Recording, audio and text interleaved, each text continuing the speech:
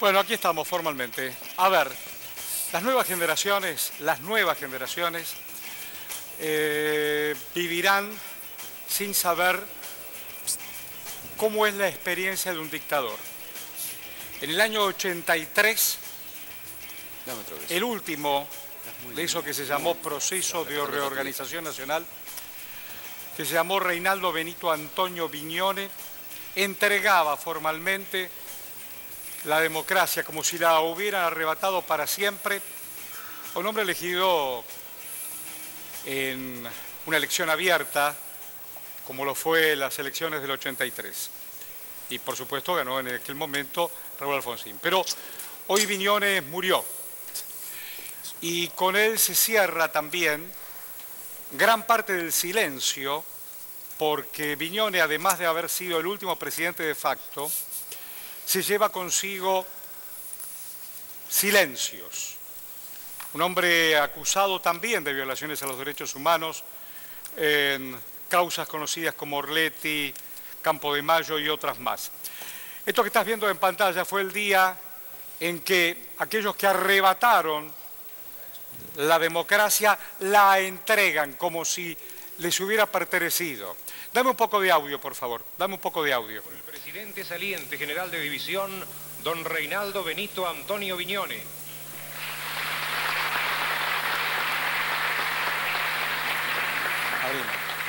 El señor vicepresidente de la Nación, doctor Víctor Hipólito Martínez.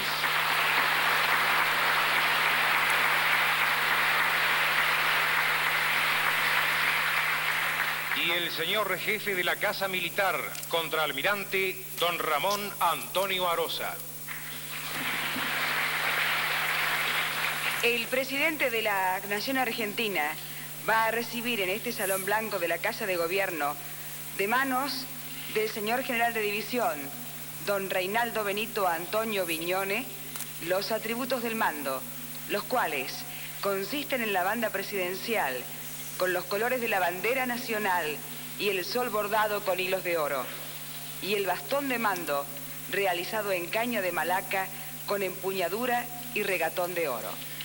El señor escribano adscripto interinamente a cargo de la Escribanía General de Gobierno de la Nación, don Eduardo José Carranza Vélez, procederá a dar lectura al acta correspondiente. Ricardo Alfonsín. Coloca en estos momentos el general Viñone la banda presidencial y ya es recibida por el doctor Raúl Ricardo Alfonsín. Hace lo mismo ahora con el bastón de mando. Año 83. Gracias, profesora Barranco. Muchísimas gracias. Gracias por compartir con nosotros, ayudarnos a pensar en voz alta. La Argentina. ¿Usted se había vuelto del exilio en el 83? Volví en el 84. Volvió en el 84. Cunio, ¿cuántos años tenías en el 83? Apenas 13 para 14. 13 para 14. Pero recuerdo el día y la hora.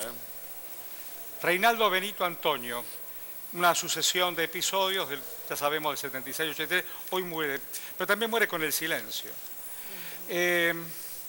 ¿Cómo, digo, para los más jóvenes, para los que hoy tienen 13, 14 años, los que no están en la Argentina, cómo debiéramos analizar estos momentos de la Argentina? La ruptura del Estado de Derecho en la Argentina, la última fue trágica, ¿no? De modo que ese hiato extraordinario, ese genocidio que es poco comparable en América Latina. Hay países que han tenido una escala de genocidio gravísima, como es el caso de Guatemala, donde hay alrededor de 250.000. Pero comparativamente nuestra circunstancia ha sido de las más dramáticas de América Latina. ¿Qué cosa digo desde las hipocresías del poder? Porque el relator o el locutor de aquel momento no dice el presidente saliente le entrega al no, el general de división le entrega al presidente elegido, ¿no es cierto? El lenguaje, ¿no? El lenguaje. Define aquellos años tristes. La salida de los años de plomo, que algunos injustamente no le dan la dimensión de lo que fue Raúl Alfonsín En la salida de ese momento. Yo te digo una cosa, te hago una pregunta porque vos sos un hombre muy comprometido con algunos tajos muy importantes de la Argentina. ¿La guerra de Malvinas determinó la salida de ese proceso? No. No. No. Yo creo que el proceso estaba terminado mucho antes de Malvinas. Mucho antes de Malvinas. Malvinas es el intento forzado por encontrar una metodología extrema para quedarse, porque ya estaban idos, porque la CGT los había echado, porque la sociedad ya no lo soportaba. Claro, sí. O sea, habría que recordar 48 horas antes del 2 de abril. Sí, claro, la marcha de la CGT. Claro. Malvinas fue una aventura de un borracho que quiso administrar el poder para encontrar una salida elegante a lo que sabían que se venía, que era justicia. Yo creo que fueron los primeros que buscaron impunidad a la chilena, ¿no? Al estilo Pinochet, el famoso pacto cívico-militar. Y Malvinas le daba tiempo y terminó siendo, en vez de tiempo, un disparador de aceleración. Y se encontraron con el 83 y con Alfonsín, el menos esperado. Nunca soñaron que Alfonsín iba a ser... Además con un Grispu que fue a pelear con la deuda externa. Mirá, ¿me dejás rendirle homenaje a Grispu? Claro, claro, cómo no. Yo no sé si todos saben aquella anécdota de cuando Grispun les dijo voy a hacer uso de todo el diccionario. Le dijo al traductor, Grispun hablaba inglés, y le dijo, dígale al señor que es un hijo de puta. El señor que estaba enfrente era el presidente del Fondo Monetario. Nada más ni nada menos. Y el traductor se negaba a decírselo y le dijo, si no lo dice usted, lo digo yo, claro. Yo digo, cuando regresaste, ¿qué Argentina encontraste, Dora?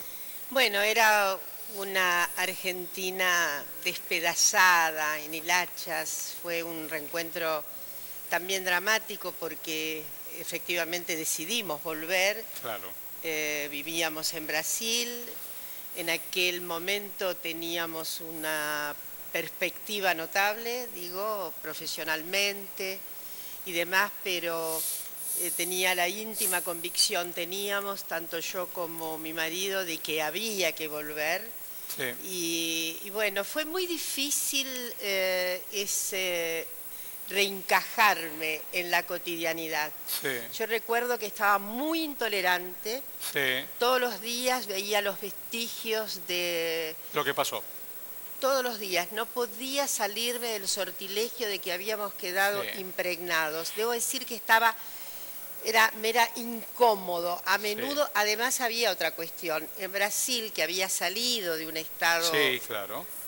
Pero las características del pueblo brasileño, aquella cuestión de, digamos, ¿cómo diré? Aquella amenidad, con una cotidianidad amable, etcétera, que no es profundamente así, hay mucho dolor en Brasil, pero bueno, eso de el estado, un cierto estado de mayor amigabilidad, y acá las casas, en realidad los rictos eran tristes, la gente estaba, a pesar del gran paso dado, además estaba Malvinas encima, estaban los muertos. Bueno, yo coincido en que el deterioro ya se había dado. Además todo escondido, toda la historia escondida. El deterioro ese justamente llevó a ese huir para adelante, esa huida para adelante trágica. Pero bueno... Hoy nosotros invitamos a Dora Barranco.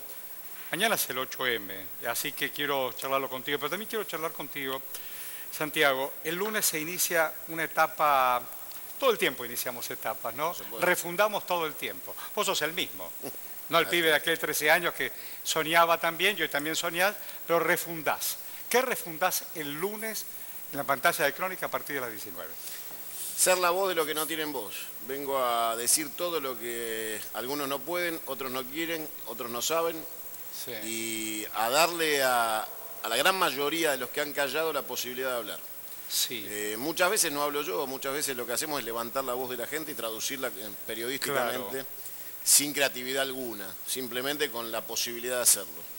Lo que vamos a hacer a partir del lunes es darle dimensión, volumen geométrico a la realidad social que ocultan los medios. O sea, lo que van a encontrar en nuestro programa es la realidad de la gente y no la del relato. Vamos a confrontar con el gran diario argentino y su agenda. Y la idea de que los periodistas tenemos que seguir la agenda que el gobierno ocasionalmente crean las reuniones de mesa de ping-pong de Barrio Parque para que los argentinos discutamos. Sí. No porque desvaloricemos discusiones profundas como pueden ser las del aborto, que son discusiones a tener en el inmediato, corto y largo plazo, pero no por el apuro de un gobierno que no puede tapar el fracaso de la economía. O sea, Digo, es demasiado grave, ¿no? Las grandes discusiones sociales. Yo me recuerdo, bueno, la discusión por el divorcio, que es también en el salto de la democracia se llegó a discutir. Hemos escuchado a hombres de la democracia como Antonio Cafiero, incluso con convicciones cristianas muy fuertes, defender el divorcio. Digo, ¿cuántos saltos sociales, vos que mirás todo el tiempo a la sociedad, debemos todavía caminar? Bueno, yo voy a recordar algo. El divorcio vincular fue, en pocas oportunidades pudo ser discutido, a diferencia de Uruguay, que tiene divorcio vincular desde 1907. La Argentina, que tenía tantas similitudes, pero que no tuvo jamás un cauce como el de Uruguay, que era el de la radicalidad liberal. Los liberales en Uruguay, una parte se empinó, digamos, tuvo un cauce de radicalidad. Y eso implicó una cierta laicidad de puntos de vista, un civilismo mayor. Nosotros recién tuvimos divorcio vincular en 1954. 54, gobierno de Perón. Primer gobierno de Perón. Y lo notable es que se produce, bueno, el golpe llamado Revolución Libertadora, y en 1956 el divorcio fue suspendido por un decreto sine die. Quiere decir que hay una destitución de la ley por un decreto. Quiere decir que solo pudimos reconformar la legalidad del divorcio, estamos en temas, en 1987. Bueno, en 1987 la sociedad argentina había cambiado muchísimo. Yo creo que estos días hemos estado recordando, a propósito de este debate sobre el aborto que finalmente se ha franqueado, quiero recordar que en realidad el divorcio, desde luego, le era muy opuesto a las sensibilidades y sentimientos religiosos, la Iglesia Católica. Pero ya en 1987 la oposición de la Iglesia fue mucho menor. Es decir, no digo que no hubiera un cierto porte. ¿Quién estaba? Cuarrachino en esa época, ¿no? Sí, no, estaba el famoso obispo de Mercedes, que era emblemático. Pero el resto... claro. Recuerdan ustedes, pero el resto del obispado fue muy, ya digamos, posibilitó el debate. Voy a recordar que de todas maneras, Aullero, por ejemplo... Carlos Aullero, Democracia Cristiana. Sí, en el debate seguía prefiriendo la anulación del matrimonio, más que el divorcio vincular. Era un principio, político Aullero, ¿no? Qué político Aullero. Un principio de eclesia, ¿no? Bueno, pero... Enos ahí constituyendo ¿Vos crees que la presentación o la propuesta, incluso en las sesiones, por parte del presidente, es casi una provocación al Papa? Yo creo que si creen en eso, no entendieron al Papa. No entendieron al Papa. El Papa no es un hombre común. No. Ni tiene una agenda común.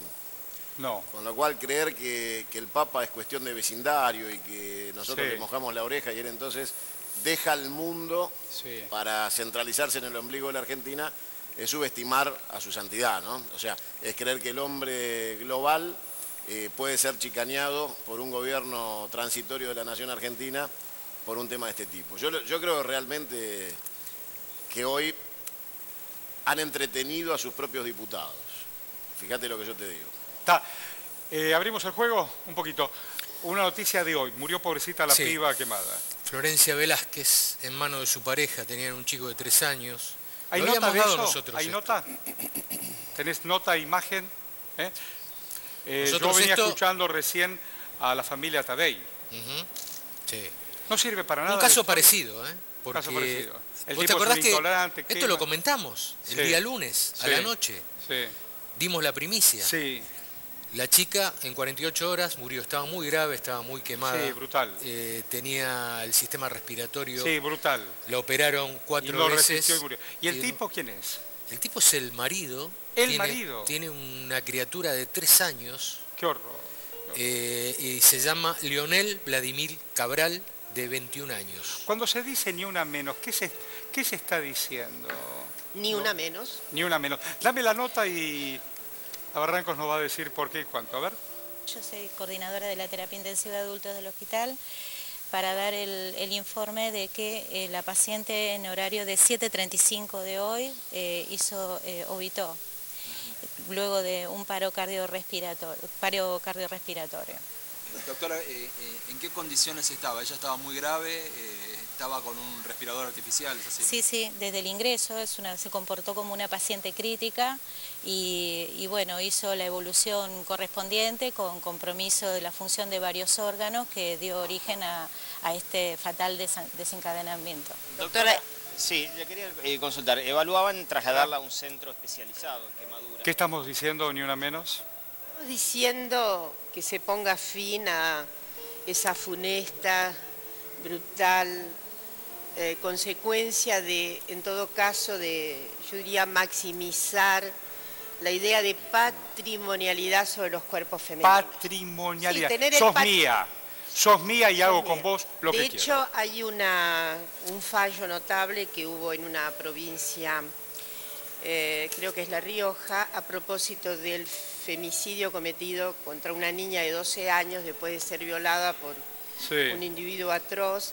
Y lo notable es que los jueces recogieron el propio testimonio del feminicida, porque en realidad es feminicida. Feminicida. Después puedo explicar cuál es un poco la diferencia. Obviamente, económicamente decimos es un femicidio. Él alegaba que la niña le pertenecía. ¡Qué horror! El tipo dice, era mía. Y ella le gustaba coquetear, algo así dice, pero era mía. Por eso yo la maté. ¡Qué horror! Entre otras cosas, mañana también el 8M por eso. Los jueces recogen eso como para, digamos, dar una impresión muy directa de lo que teoréticamente las feministas decimos, esa idea patrimonial del cuerpo femenino. Todos los días de lunes a viernes, 19 a 21, también estás de estos temas. Todo, absolutamente todo. Esto forma parte, vos fijate que hay un rasgo cultural por definición que fija el concepto. Antes se lo llamaba crimen pasional. Sí. El femicidio era, cuando ibas a una comisaría, le tomaban declaración y ponían crimen pasional. Sí. O sea que desde ese ángulo, de aquellas épocas, se lo vinculaba con la pasión. O sea, mataban por pasión. Por amor. Ahora mataban por amor. Exactamente. O sea, fíjate que la calificación que se le daba, estamos hablando del tiempo de la dictadura, ¿no? O sea, era crimen pasional, no era femicidio. Autalán, ahí lo vi hoy a Daer decir, la CGT siguen adelante. ¿Quién es la CGT? La que viajó a Suiza. Moyano ya lo leí, lo de Pablo nos vamos. Sí. ¿Quién se queda y quién se va? Crónica. ¿Cómo? Lo anticiparon hace semanas, va en Negocios y Diario Crónica, pero la CGT me parece que en este momento de la historia, ¿querés que te diga algo cortito que te va a interesar en honor a la invitada, Nobleza Obliga? Mañana es el 8M. El 73% de mujeres encuestadas en Capital Federal y área metropolitana padecen de inseguridad social. ¿Qué significa esto? ¿A qué es eso? Ganan menos si trabajan y tienen más temor social a perder el empleo. Claro. El 40% considera que está peor que el año pasado. Vos que estudiaste y seguís estudiando la sociedad y las sociedades, ¿cuándo la mujer comienza a ser una fuerza de trabajo en la Argentina y en la desigualdad de las oportunidades, qué pasa? Bueno, yo insistiremos siempre en decir, las mujeres trabajan desde siempre. Desde siempre. El problema es el reconocimiento. Ha habido una larga ilegitimidad del trabajo femenino fuera del hogar. Es decir, trabajar fuera de la casa, solo la Sagrada Maestra podía hacerlo. Porque en realidad había un enorme desprecio por las mujeres que trabajaban en las fábricas. ¿Desprecio? Desprecio. Y además una serie... Decían las fabriqueras. Las fabriqueras, una serie de prevenciones. Yo he analizado muchas trabajadoras, las telefónicas. Salen de casa. Salen de casa, por eso están absolutamente expuestas, más o menos porque querían, a esos riesgos de la... ¿Viste cómo se arregla para ir a trabajar? De la inmoralidad, ¿no? Esa es una cuestión que con, digamos, cierto rigor historiográfico podemos decir que se va quebrando a mediados del siglo pasado, y yo diría que, bueno, en las últimas décadas se amplió la legitimidad del trabajo femenino fuera de la casa, porque las mujeres, trabajen o no trabajen en el mercado laboral, son las que tienen a su cargo el 85% sí, claro. de las ¿Cuándo tareas. vota la mujer por primera vez? Acá, en la Argentina, el voto es de 1947 y la primera vez que votan efectivamente en 1951. A veces a mí yo nací en el 52, cuando yo pienso que mi mamá votó un año antes, digo, y era una señora de 20, 21 años. Digo. Sí, hay que pensar cómo hemos podido construir derechos. Claro, construir derechos. Construir derechos, ¿no? El reconocimiento de los derechos. Hoy día, como se dijo antes, hay unas grandes dificultades que son muy serias. Pero esto que dice Autalán de la vulnerabilidad. Sí. Bueno, igual digo, socialmente hoy estamos en una Argentina donde todo el mapa social siente que no sabe dónde está, ni a dónde va. ¿Vos cómo lo estás percibiendo? Hay una absoluta despreocupación de parte del gobierno de turno de Mauricio Macri por las cuestiones colectivas. Cuestiones colectivas. Ningún antecedente de estos últimos 2 años demuestra taxativamente que tengan interés colectivo en el orden social, que se preocupen por ningún tipo de aspecto de derechos sociales de minorías. Por eso yo digo, esta discusión del aborto es una trampa. Discutamos el aborto mientras discutimos la economía, no entremos en el juego. O sea, tengamos la capacidad... ¿Vos crees que también es una estrategia de Durán Barba? Tengamos la capacidad de discutir en profundidad lo que tengamos que discutir sin perder de vista que cada uno que vaya a dar esa discusión, cuando vuelve a su casa la heladera está vacía. Sí, coincido. Demos las discusiones, no me distraigas. Demos las discusiones que tengamos que dar a fondo. A fondo, recordando todos los días, que miles de trabajadores están perdiendo el trabajo, que en este momento en Río Turbio está la gendarmería al borde de la represión, porque los trabajadores reclaman que los ingenios azucareros hay 800 despidos hace una semana.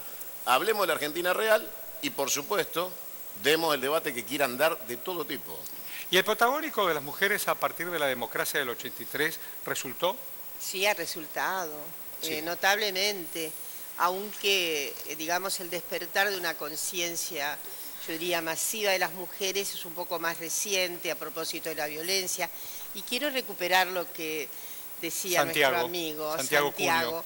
Es verdad, el gobierno en esas iniciativas de huir para adelante nos ha dejado esto, pero aquí que lo hemos recogido con toda la fuerza y la garra es una gran oportunidad.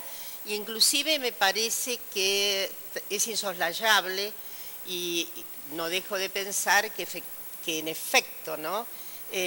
Fue impensado también un poco para ellos lo que iba a ocurrir.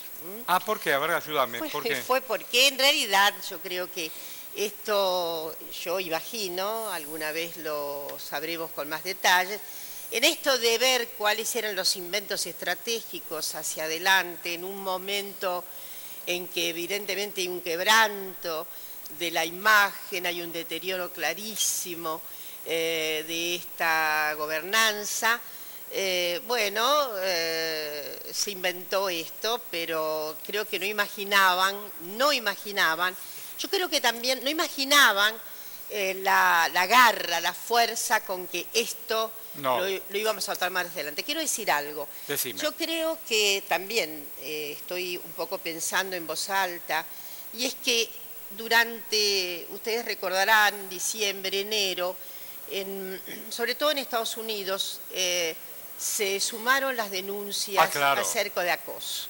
Y eso tuvo un impacto notable, societal también, de reacciones muy enconadas contra no solamente los acosadores. el mundo Hollywood. No solamente en el mundo Hollywood.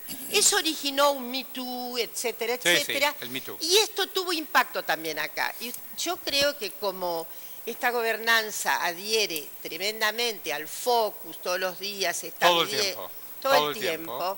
Efectivamente debe haber medido la positividad que tenía la adhesión que obviamente se enconaba y respondía de manera muy, muy interesante digamos, simpatizaba con las afectadas. ¿Qué cosa el tema del Focus? Y me parece que eso también está en los análisis. Sí. Pero como sabemos, no es la primera vez, no es la primera vez que nos ocurre.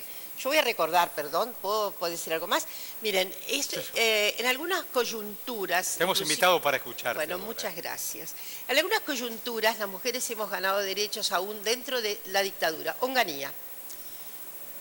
Fue el ministro Borda el que nos dio un estado, digamos, jurídico de paridad, por lo menos formal, con los varones. ¿Saben cuándo? Cuando determinó que el marido ya no tenía que firmar para que una mujer pudiera enajenar sus bienes. Hasta 1968, los bienes que tenía la cónyuge podía ser dueño del país.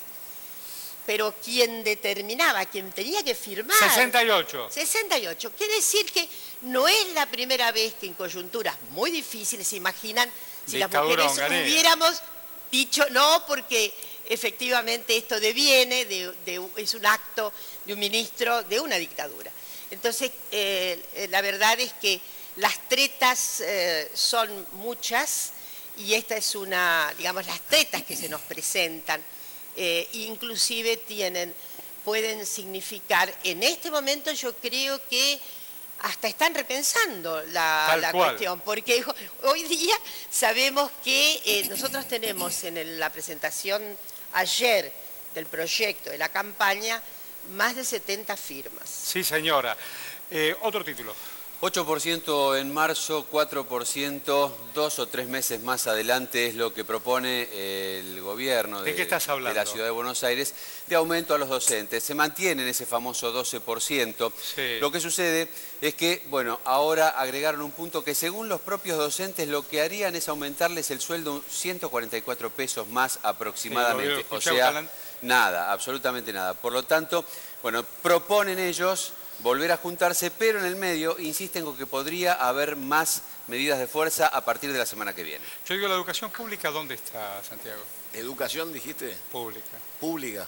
Sí, los pibes, los maestros... ¿En este gobierno? No. ¿En general? No, acá, hoy aquí. Les ofrecen 1.800 pesos de paritaria para todo el año, 6 cuotas de 1.000 y 6 de 800. La luz aumentó promedio por factura 2.500 pesos, sí, con lo cual le ofrecen a los docentes ganar menos en la paritaria que el aumento de luz. Yo salía hoy de casa para venir para acá y debajo de la puerta ya estaba la factura de agua. Mirá qué oportuno. Y la factura de gas, divino. Espectacular. Y lo que estoy viendo, que la factura de agua son 2 o 3 veces más de lo que pagué antes. Y soy en una casa familiar, somos 4. Hay que decir algo, yo no sé cómo les va a ustedes con el agua, yo vivo en casa. Es probable que en departamentos no se note porque hay un gran almacenamiento. Sí. Pero quienes vivimos en casa sabemos perfectamente que hay una mengua notable del caudal de agua. Hay días que el agua casi no llega. Sí. La verdad es que... Y no es porque el señor encargado lavó la vereda. Vos estás en tu casa y el agua no llega. Ahora, ¿me dejás que te pase un título? Por favor. Yo escucho funcionarios públicos apelar a la conciencia social del derecho de los niños a la educación. Sí, tal cual. Sí. Entonces, dicen, el docente tiene que ir a trabajar, ¿le alcance o no le alcance? No. Porque el derecho del niño a educarse, entonces el docente tiene que poner plata prestada, si hace falta, para ir en colectivo a ser docente. Claro. Entonces, cuando uno...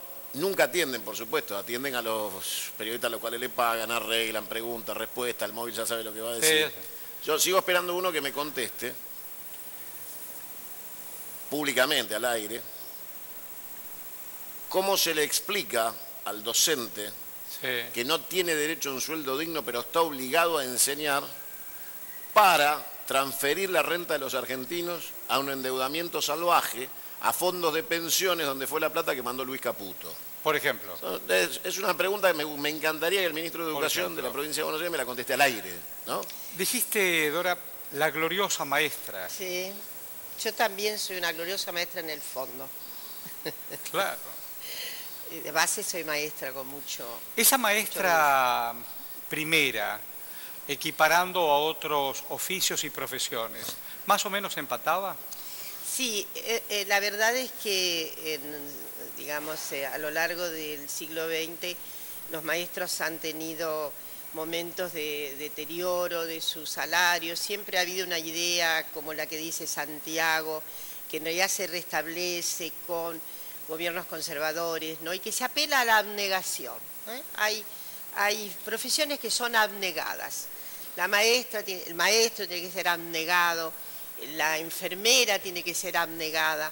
Es una descaracterización de la descaracterización. Sí, de la profesionalidad, es una mengua de los sentidos fuertes del reconocimiento social y del propio Estado respecto de servicios tan fundamentales. ¿Te puedo agregar Entonces, los datos? yo lo que digo es, el momento tal vez de mayor equilibrio que hubo entre los salarios docentes en la Argentina, lo sé inclusive porque mi papá era maestro, fue 1948. Fue un año en me suena ese año, ¿no? Ustedes saben que fue un año en que... Dijiste enfermeras, también me suena ese año. Las distribuciones fueron iguales. Prácticamente fue 50 y 50%.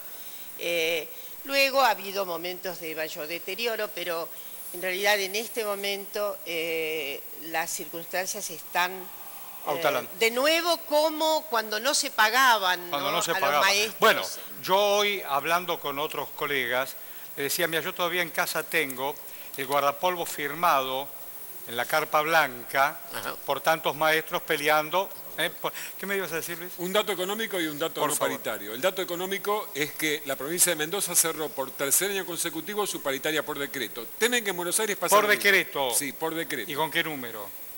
15% y nada más, en 2 veces. Y el dato no económico es que en la paritaria y en la discusión de la educación pública, donde se apunta al docente a veces como enemigo público, no se considera un ítem. Muchas maestras, me consta, trabajan ese horario y más de madres de sus alumnos. No, pero entiende? sí, pero ¿Se por entiende? supuesto. Porque también metamos eso en la discusión. Dame algo de deporte.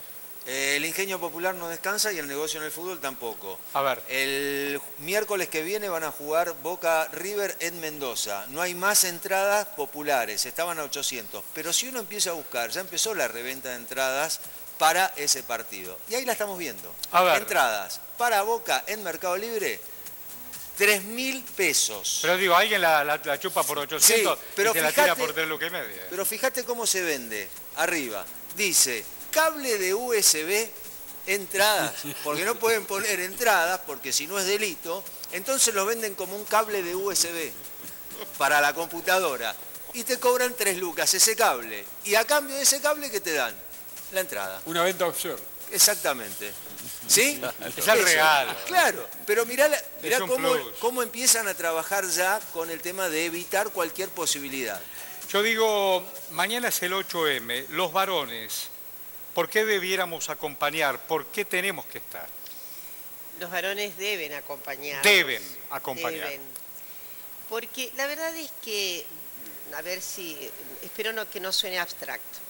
El patriarcado es ese régimen de posibilidades jerarquizadas, de oportunidades mayores para los varones. Pero siempre decimos que el patriarcado también los ha hecho padecer a los varones, los ha obligado a ser los principales proveedores. Si no, efectivamente hay una pérdida. ¿En tu casa papá y mamá trabajaban? Mi madre trabajaba a veces. A veces. En lo que podría...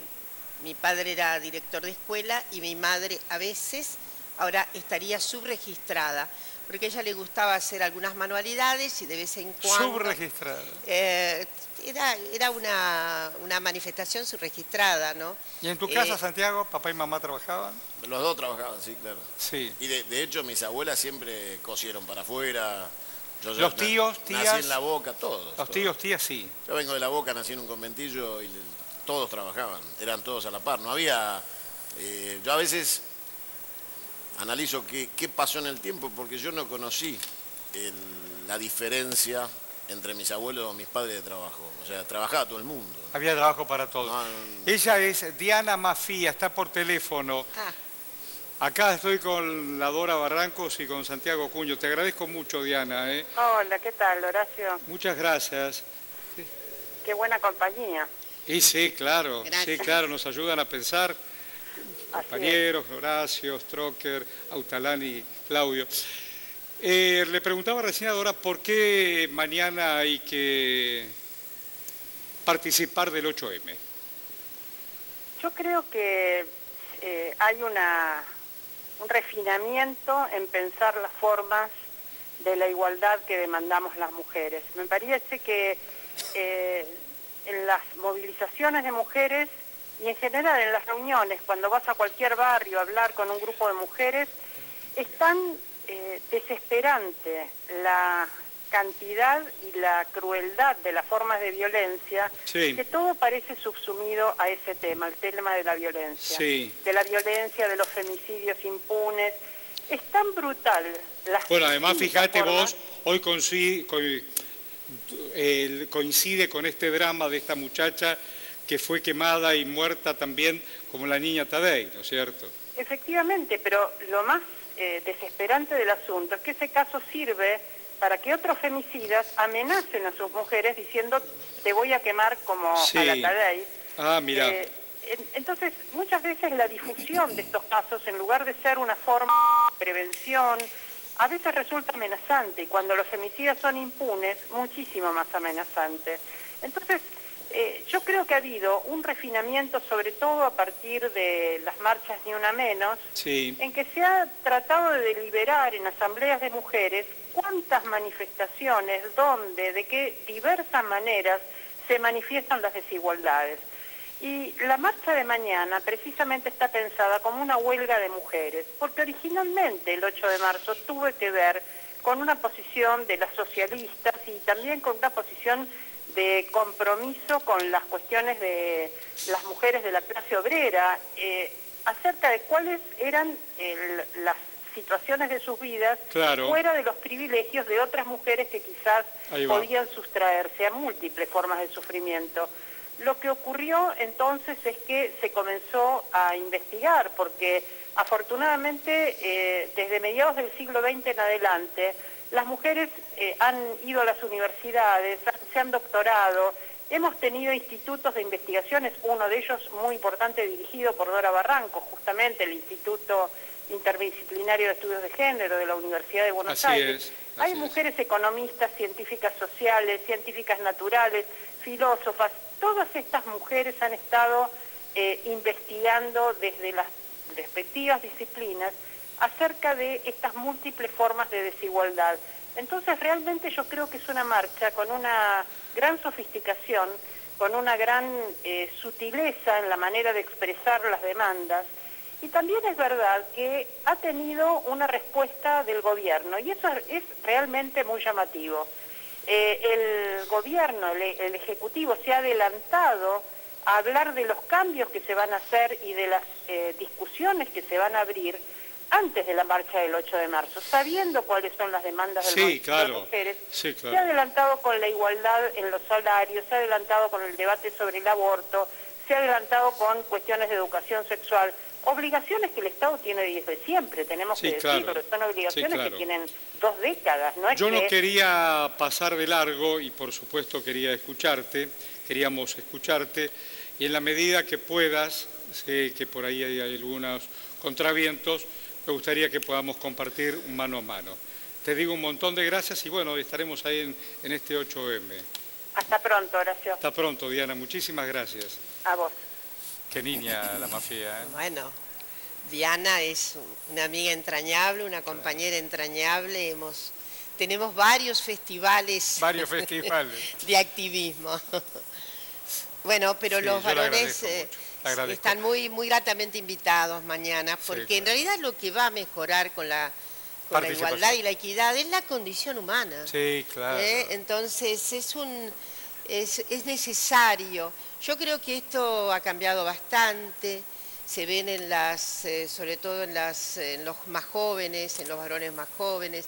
Ha cambiado bastante el antiguo patrón en el que, digamos, de de sentimientos. Era muy común en los años 40, era muy común que casarse significara quedarse en la casa. También, pero me quedo escuchando lo que decía Santiago. En casa, mamá, papá, los tíos trabajaban, en mi casa también. Mamá, papá, los tíos. ¿Quiénes no tenían la igualdad? ¿Quiénes no formaban parte de esta sociedad? Sí, el problema era la retribución. Seguramente Santiago tal vez debe haber percibido que había un diferencial enorme en la retribución de mamá y papá, de los familiares de sexo femenino y los padres. Hoy día la masa salarial de las mujeres representa entre un 15 a 30% menos que los varones. Y es notable, y voy a decir algo más. Diana hablaba de algo muy importante que ocurrió en la última fase del siglo XX, que fue la incorporación masiva de las mujeres a la universidad. Pero lo que está ocurriendo es que a mayor calificación de las mujeres se abre más la brecha salarial. Si se ven las masas salariales, ¿es por qué? Porque las mujeres llegan hasta determinados lugares. En el propio CONICET tenemos en la base 54% de mujeres, en los cargos de base. Y en lo alto de la pirámide, 25% no hay lugar. De mujeres. Yo digo, ¿por qué quieren cerrar universidades y cierran y despiden CONICET? ¿Por qué? Porque es su plan. ¿Por? Es su plan, han venido a eso. Han venido a eso. Forma parte de un plan y de una decisión de destruir todos aquellos pilares que hacen a la nación. Vos fíjate que este es un gobierno que habla de república, no de nación. Hablan de la Constitución, desde la organización social y política de la Constitución para abajo. Jamás hablan de la nación como integridad, como concepto estaba colectivo. charlando y es curioso, ambos les voy a pedir, y por supuesto los compañeros también, digo, la generación del 80, que fue una generación conservadora, jodida, qué sé yo, hicieron un país casi a medida, abrieron inmigración también para que trabajen para... Digo, pero habrían escuelas, ¿qué pasó? Bueno, es la gran, yo diría, esa fue la gran apuesta de los liberales conservadores en la Argentina. ¿Estos son también liberales? La verdad es que el comportamiento de nuestros liberales respecto del reto de la educación tiene mucho que ver también con yo diría, las incorporaciones masivas de inmigrantes y la necesidad de una homogeneidad en torno de algunas liturgias que le dieran una identificación, etcétera. De lo que hablaba de nación y... A ver, estamos en un país donde el presidente dice que todos descendemos de los barcos y no existen los pueblos originarios, y donde hay un helicóptero en Salta le tiró comida a los huichis. No, si fuera lo que yo vi hace una unas aldea horas, no podía creer. De Vietnam en plena guerra. Entonces, digo, claramente hay un propósito de destrucción del acervo cultural de la nación para transformarnos en un vecindario.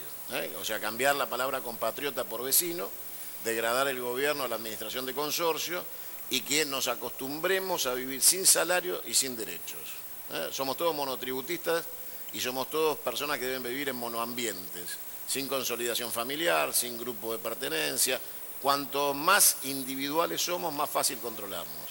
Por eso el llamado de atención. Yo le iba a decir a ella algo importante. Yo me crié casi en una cooperativa, un conventillo era una cooperativa.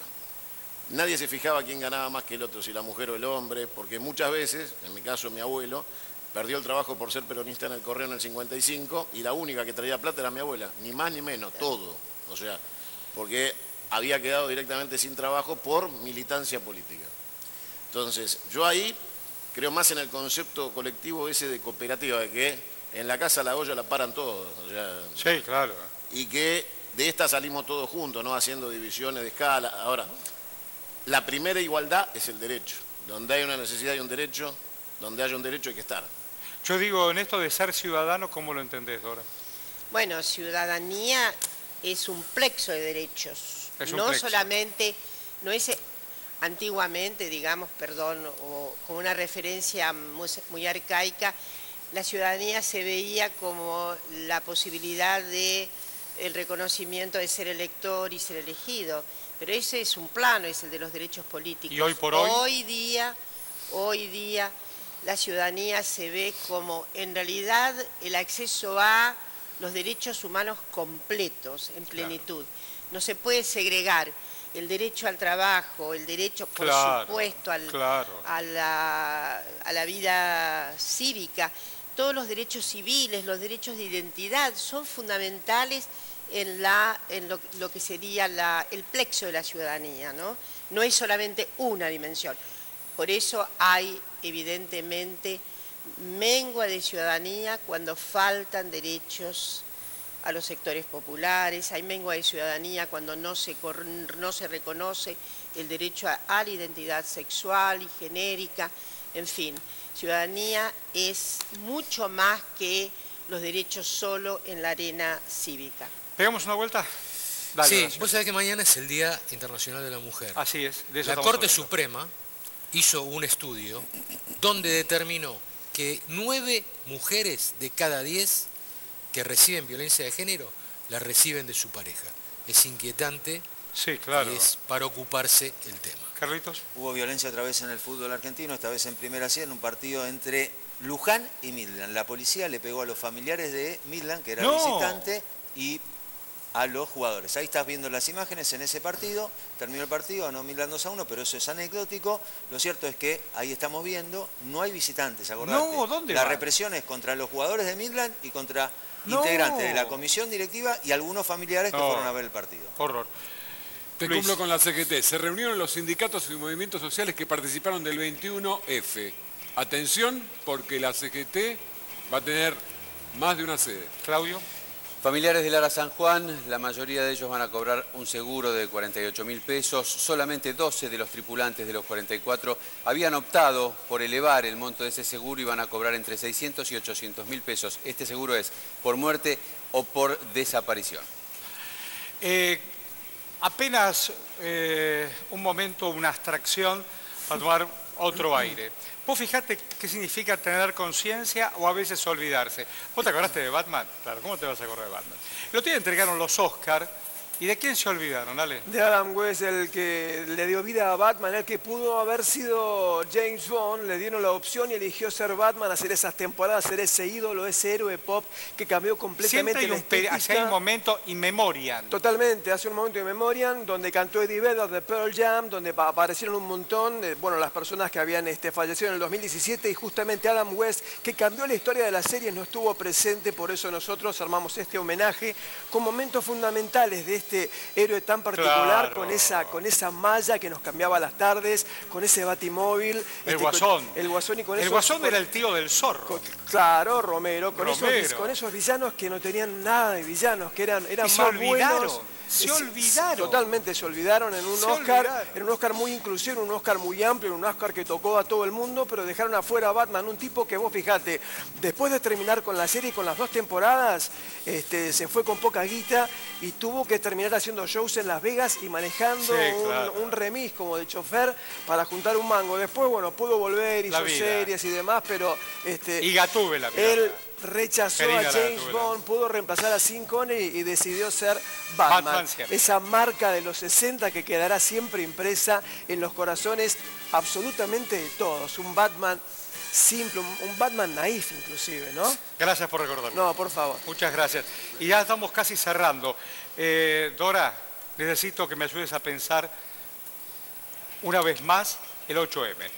Bueno, el 8M es yo diría, tiene que ser un acontecimiento de renovación acerca del propósito fundamental de equidad, de igualdad y de que nadie menoscabe a nadie por su condición sexogenérica. Entonces, la verdad es que siempre decimos a los varones, no teman. No teman. No teman por los derechos de las mujeres. Ahí va. Nada tiene que ver el feminismo con una oposición a los varones, sino, quiero cerrar con esto, una oposición a los valores patriarcales, que es otra cuestión. Desde el lunes. Desde el lunes. De 19 a 21, de lunes a viernes. 1 más 1, 3.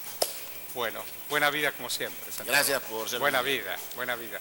Compañeros, gracias. Feliz trabajo. Embajador. Y a vos, no te vayas, estás en Crónica Televisión.